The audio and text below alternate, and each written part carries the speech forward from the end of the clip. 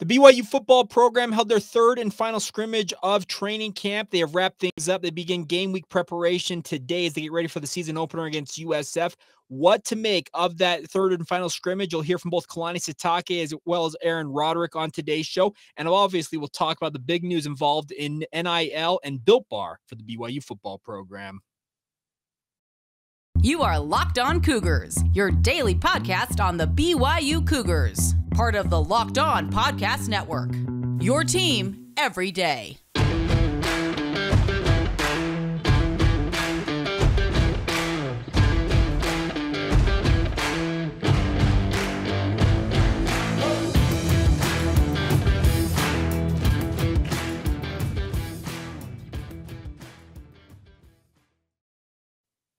What's up, everybody? I'm Jake Hatch, your host here on Locked On Cougars, your resident BYU insider. Thank you for making us here on Locked On Cougars, your first listen of the day. We are very proud to be part of the Locked On Podcast Network, where, of course, the motto is your team every day. And as such, this is your only daily podcast focused on the BYU Cougars. Big thank you for taking the time to download the show or watch it on YouTube, wherever you might be tuning in from. A big thank you once again. By way of introduction, for any of you who may be checking this out for the very first time, my name is Jake. I work for the KSL Sports Zone in Salt Lake City, Utah, as the executive producer of DJ and PK in the Morning Drive. But then in my off hours, I obviously do this podcast and absolutely love being with you guys. BYU football, the program is wrapped up training camp, and that is not all that surprising considering we heard that USF was already beginning game week preparation for BYU earlier this week. I think Monday was when they were officially going to turn the page. BYU held their third and final scrimmage of training camp yesterday at LaVell Edwards Stadium. Any of you out there who were able to watch the highlights on social media saw some nice plays. One person that stood out in particular in the highlights, and let's be real, this is a lot of clipping and editing and whatnot, but Braden Kosper showed really, really well based on those highlights. Some nice catches. It had a touchdown reception from Jaron Hall that was pinpoint accuracy in the end zone on a deep route. So a lot of good things happening for Braden Kosper. Just a note on him is if he can stay healthy, there's no reason to think that he can't be wide receiver 3 or even at the worst, wide receiver 4 behind Puka Nacua and Gunnar Romney. Now, neither of those two players participated in BYU's final scrimmage. You'll hear from Aaron Roderick here momentarily. He'll talk about the fact that they actually held out a number of players from this scrimmage, just making sure that everybody's healthy ahead of the upcoming season. But it was good to see Dallin Holker getting reps in the scrimmage. I understand that Isaac Rex is also out there still continuing to participate, even though he's not necessarily 100% with that ankle. So the good news is BYU, I think, has managed things very, very well. Kalani Sitake did tell the media there have been no season-ending injuries coming out of training camp. I don't remember the last time we could have said that about the BYU football programs. That's some really big news right there in its own right. So to get a perspective on the BYU offense, and one that I think that Aaron Roderick is less than enthused with his guys, because he came off the field and sounded less than happy with how his offense performed. Here you go, BYU offensive coordinator Aaron Roderick. Did some good things. It was, back and forth. Our scrimmages have been very even all along, and we weren't tackling to the ground today, so it's hard to it's just hard to know a lot of plays. You're just estimating where the ball might be, the referees are, and that kind of thing, and so. And we held out some good players too, so it's it's not always a accurate representation maybe of where we might be, but I thought we did some good things. We did some other things not so well, things we got to work on, but we're making progress and we're going to be good on offense. If you could name your chief concern, I guess you're over a week out from the game, but what would be your chief concern or concerns for your offense getting this close to game time? I don't want to say. Sorry. I can't say. I want to keep working on our, we're going to be good. I'm really confident we're going to be really good, but there's some things we got to work on still, and it's just strategic reasons. I don't want to say what those things are. Yeah, Aaron, I wanted to ask you about Chris Brooks. You brought him in as a grad transfer. How has he fit in? You've gone through spring ball with him now and obviously gone through training camp here. How has he fit in, and where do you think he's excelled? Chris has been a great addition to our team since the day he got here. Very professional. He came here with a purpose in mind, learned our offense very quickly, as fast as I've ever seen anyone learn it. guy's all business every day, practices the right way.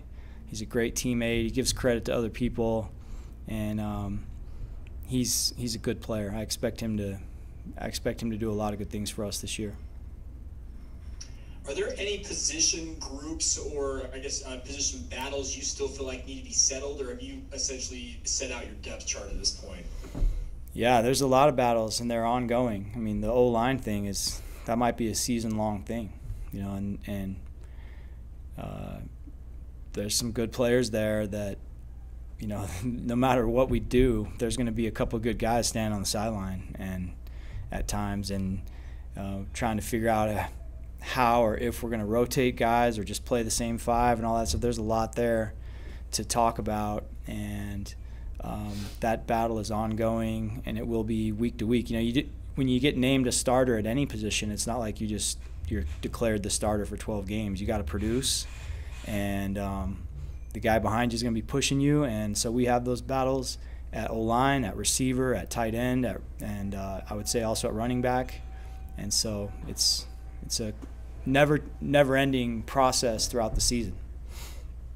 Philosophically, are you opposed to rotating offensive linemen in an average year, or are you okay with that if you have to do it? Not opposed to it at all. I've done it before, and I actually think there's a lot of merit to it if you have a good system for it, and all of our guys have played a lot together, so there's a lot of continuity there with the different lineups we've had in the past year or two. So there's a chance that we might do that, but I'm not opposed to it. But I like the competition, and I would love it if just five guys were clearly the best five. But if there's two other guys or one other guy that are on that level, then we'll treat them like they're on that level and find a way to get them some playing time. With regards to Jaren, he's going into what will be a third season as a guy who started games for a third straight year. I know it's his second, full year as a starter.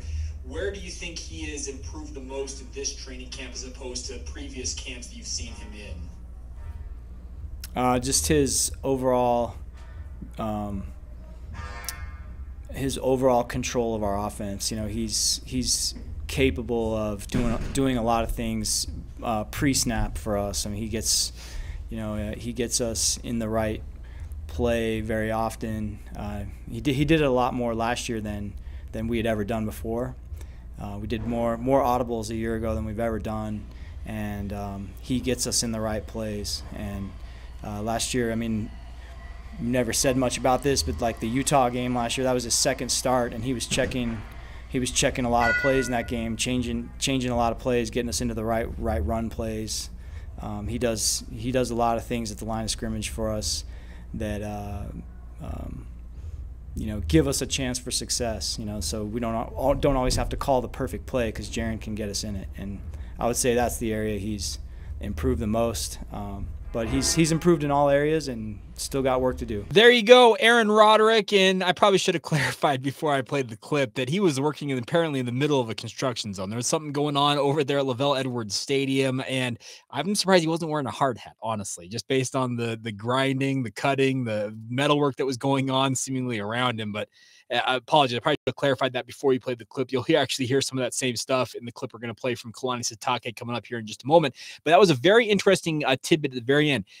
Jaren Hall, he talked about the fact that Jaren's able to check BYU into the good plays, or I guess the better plays in their offense. That's actually the sign of a guy who understands this offense inside and out. And at the point that Jaren is in his career at BYU, he's been around the program for, 5 years now? He better know this offense inside and out. He's worked under Jeff Grimes. He's now worked under Aaron Roderick for the better part of 3 seasons. He knows this offense. And his ability, as you heard Coach Roderick say, against Utah, etc., last season, really got them into some good situations. And that's something that you can really, really benefit from with a senior quarterback, the stature of a guy like Jaren Hall. He's obviously looking to have one of those stellar senior seasons and then go out and make his mark in the pro ranks, hopefully. But that was really cool to hear. And you also kind of heard that he's still not happy with how the offense is performing. One thing I did notice, and I failed to note this earlier as well, is that in the highlights from practice, Kingsley Suamataia was not in any of the highlights. And that could very easily be BYU, as they've talked about throughout training camp, they've been very quick to give guys a day off here and there when they need it. So maybe Kingsley, I know he's young, I get all that, but maybe he was getting a day off. I saw that Campbell Barrington was lining up a right tackle. I think I also saw a clip where Harris LaChance was in at the right tackle spot that he was the starter for most of the season last year before being injured. So some positives and negatives coming out of the offensive side of things for BYU. We'll let you hear from Kalani Sitake, his assessment of the scrimmage here momentarily. First, a word from our friends over at NHTSA. Any of you out there, you can talk about this as much as we want, but until you experience it firsthand, I don't necessarily think that it hits home. But drunk driving, folks, is no joke. Everybody knows the risks of driving drunk. The results are tragic and often deadly. However, that doesn't stop everybody from getting behind the wheel while under the influence. That's why police officers are out there right now looking for impaired drivers on our roads. Their job to save lives. Many of you out there, in the sound of my voice, I don't think any of you would do this, but if you would, I want you to reconsider this because it's a scary, it's a dangerous, and it's a downright deadly situation you can find yourself in. So if you think you're okay to drive after a few drinks, think again, my friends. Get an Uber, find a ride share, get yourself home safely, and also keep those around you in our community safe as well. Play it safe and plan ahead to get a ride. It only takes one mistake to change your life forever, or change your life or someone else's forever. Drive sober or get pulled over. A reminder for you guys, the Ultimate College Football Preview is here, my friends. It's a 7-episode preview with local college experts, team experts, and Odyssey College Football insiders. It is everything you need to be ready for the upcoming college football season in one spot. They're doing conference by conference breakdowns, Heisman Trophy favorites, all that stuff. They got it covered for you guys. Search for the Ultimate College Football Preview on your Odyssey app, YouTube, or wherever you get your podcasts. All right, time now to let you hear from the head coach of the BYU football program, Kalani Sitake, his assessment, and some of the questions I asked him after BYU's third and final scrimmage of training camp. I'll give you some of my takeaways as soon as we play this clip. Roll it. I feel comfortable with the football IQ from our players and the team chemistry.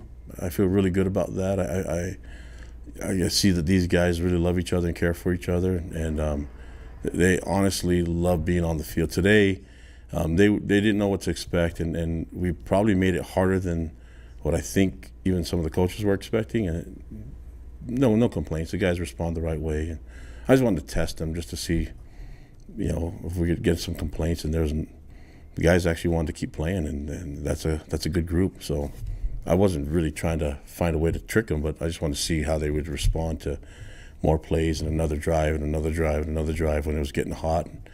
And the guys love football, man. So they love each other. They love the game. They love who they represent while they're on the field and off the field. And so I'm really comfortable with that. I'm comfortable with our conditioning.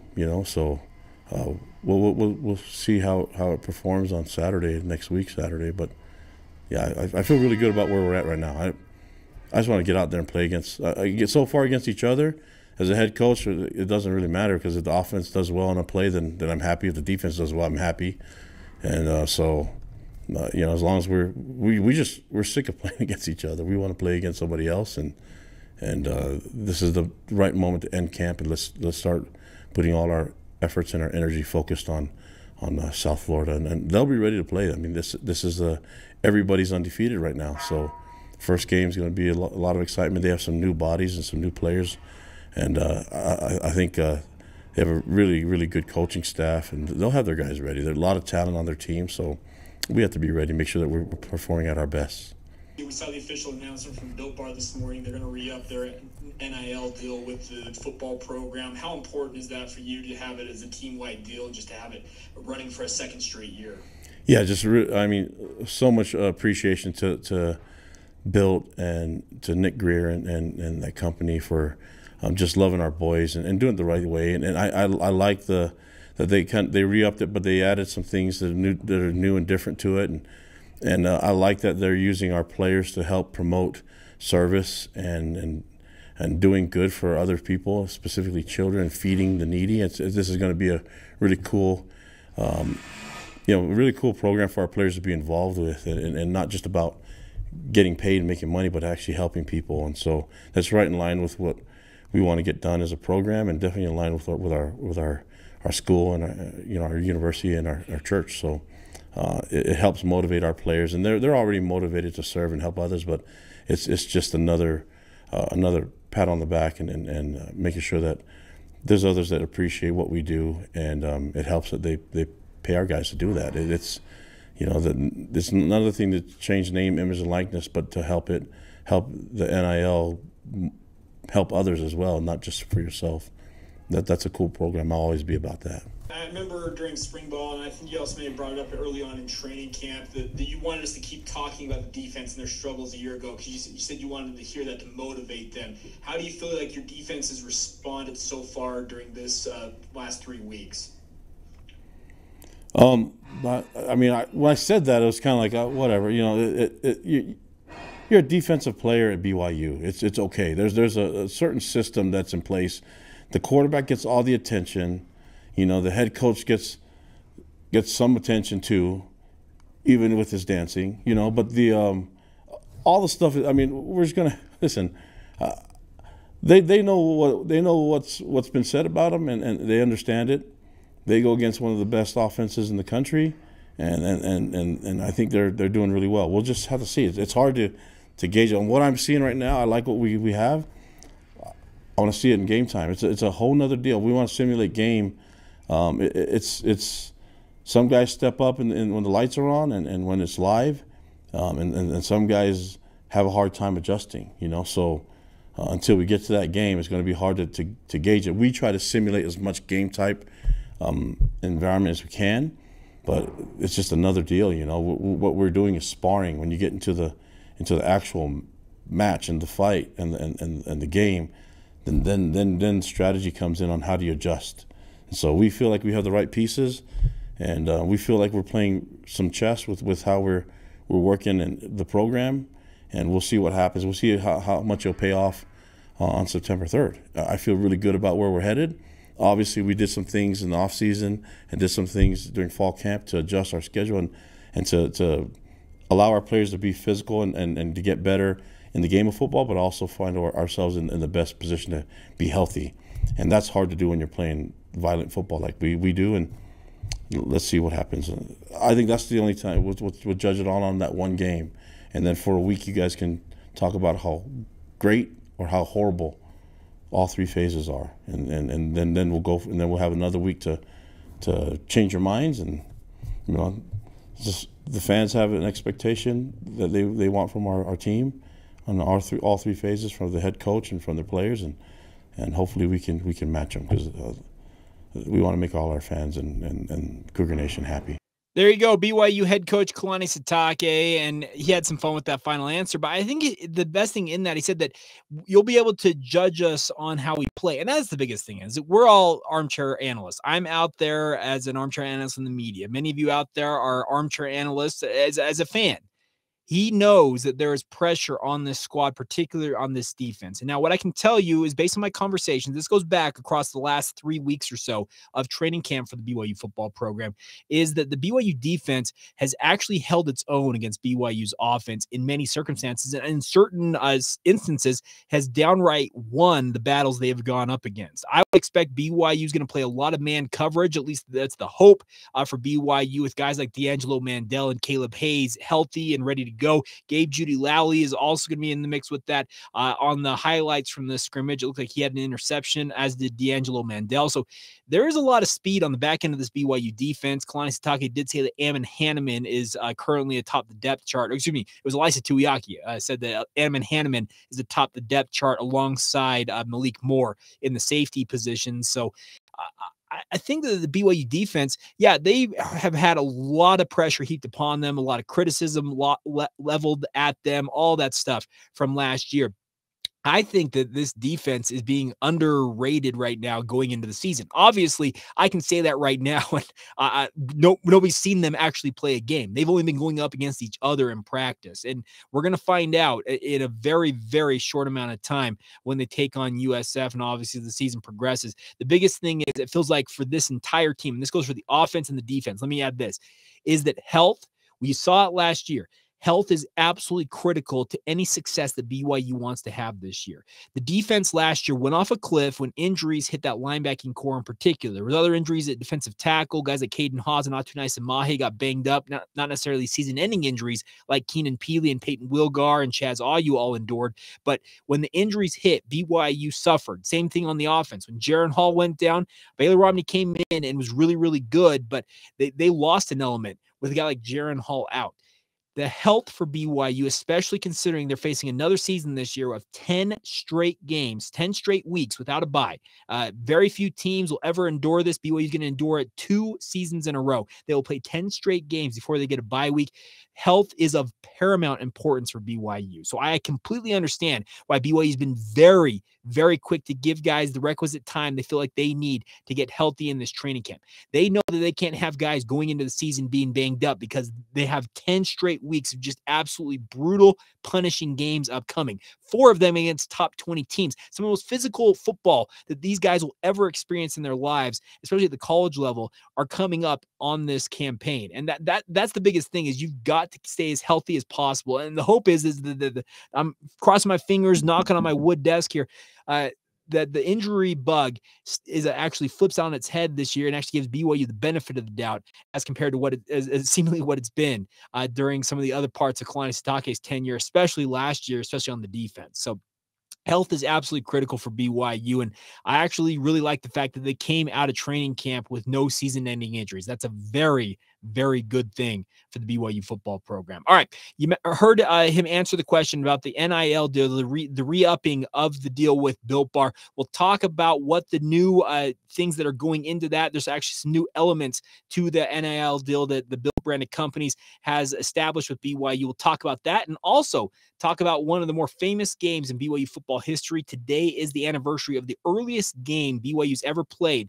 in their football history, August 24th. We'll talk about all that here in just a moment. First, a word on our friends over at Intercap Lending. There's a reason that no lender in the state of Utah helps more families here with their mortgage needs than our Intercap Lending. The reason?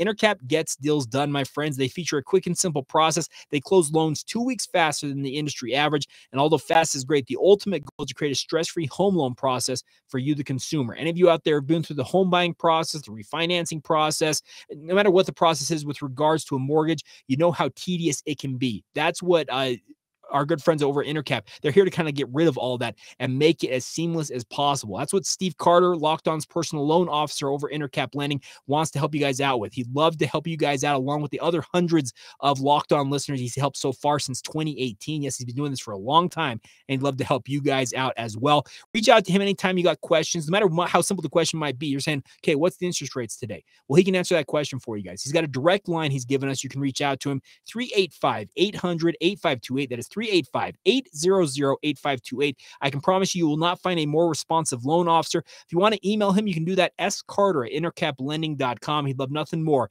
than to meet up with you guys, get you the answers to the questions you need, and get you on the way to taking care of your home loan process. Intercap has been with us here on Locked On Cougars for well over a year now, but they are not a new fly-by-night organization. They've got 44 years of experience behind them. They're licensed in more than 40 states nationwide. If you don't happen to live here along the Wasatch Front, they'd be happy to help you guys nationwide as well. So once again, reach out to Steve Carter, 385-800-8528. When you mention Jake Hatch, you heard me talk about it, or you mentioned the Locked On Cougars podcast, you get a corporate rate discount as well. So we're helping you guys out on that end. So reach out to Steve, 385-800-8528, or go to intercaplending.com to learn more. Intercap Lending, NMLS number 190465. Intercap Lending is an equal housing lender. Thank you once again for making Locked On Cougars your first listen of the day. Always appreciate you guys checking out the show.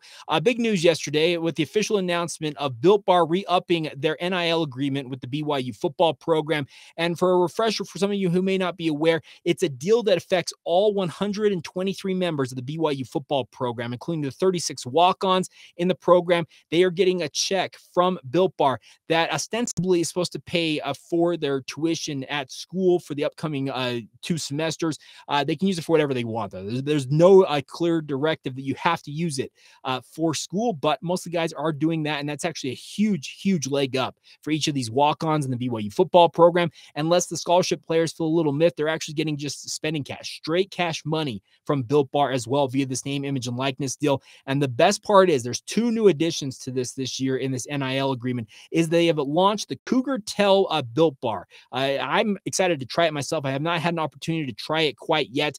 By the way, in the interest of full disclosure, Built Bar is a sponsor here on the Locked On Podcast Network. So if you want to save some money when you get your Cougar Tell Built Bars, just use the promo code LOCKEDON15. That's LOCKEDON15, a shameless plug. Locked On 15 for 15% off your order. But another 15% of all the sales from that Cougar Tell Built Bar are going directly back to the BYU football program and the BYU athletics department. Think about that. You're contributing to BYU in a myriad of ways, obviously with season tickets and all that stuff. But if you're going to want to enjoy one of these Built Bars, and it's a Built Puffs, it's actually the more light and airy version of these Built Bars.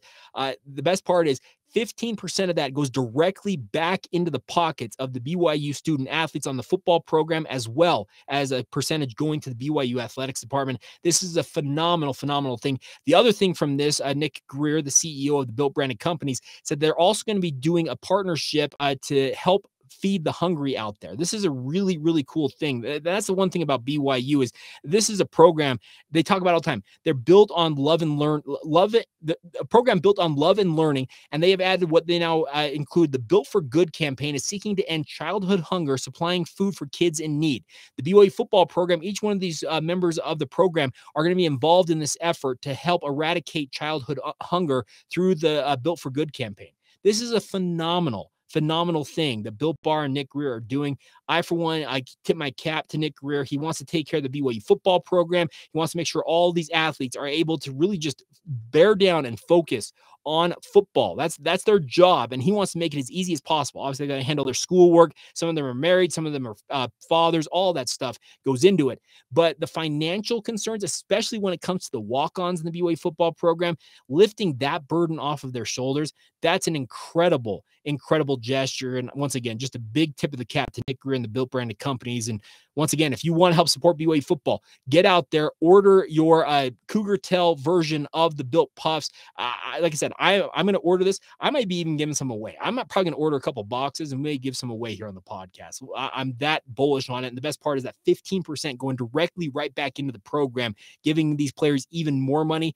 Man, that's an incredible gesture from the Built branded companies and Nick Greer. All right, final thing before we go on today's show is August 24th, 1996, all the way back in the mid-1990s. It is the earliest date BYU football has played a game based on the records that I had on hand. And obviously, many of you probably can remember this game just by me mentioning it. But Texas A&M and BYU in the College Kickoff Classic, or whatever they called it way back when, BYU hosted number 13 ranked Texas A&M at what was then Cougar Stadium. It's now LaVell Edwards Stadium on August 24th, 1996. It's actually the game. Well, okay, there are 2 games I can vividly remember from my early childhood. 1994, the Copper Bowl, when BYU absolutely blasted Oklahoma. I can remember watching that one on TV.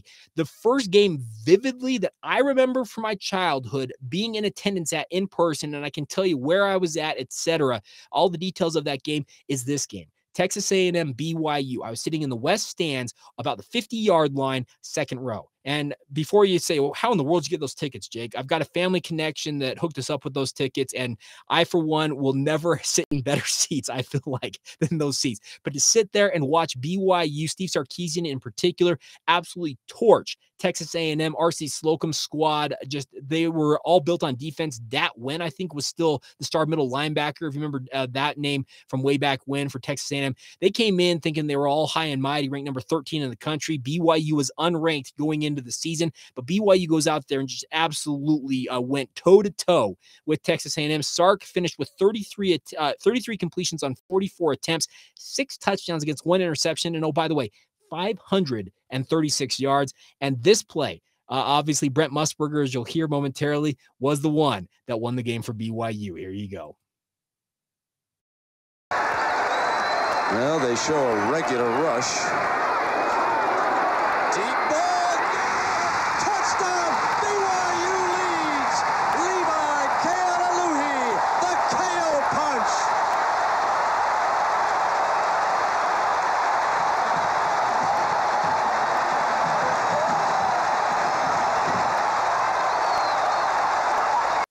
The KO punch, folks. That play, man, what a legendary play. Obviously, BYU was in a shootout in that game, but it's one of those legendary games.